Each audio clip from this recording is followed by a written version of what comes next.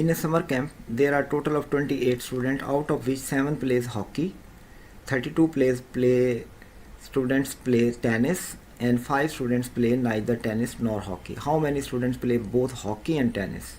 इसका डाटा लेते हैं.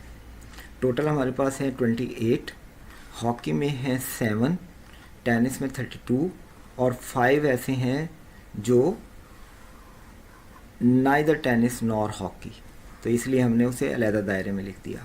और कुछ स्टूडेंट ऐसे हैं स्टूडेंट जो दोनों हॉकी और टेनिस खेलते हैं, इसलिए उनको हमने कहा कि वो एक्स हैं और दोनों जगह से माइनस कर दिया और एक जगह पर लिख दिया. क्योंकि 2 जगह काउंट हो रहे थे, हमने उनको एक जगह काउंट कराना था, इसलिए हमने 2 जगह से माइनस किया और एक जगह लिख दिया.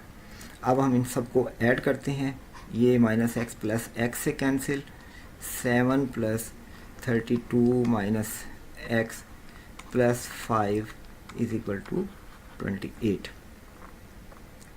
ये हो गया 7 प्लस 32 39 प्लस 5 49, ये बन जाएगा 44.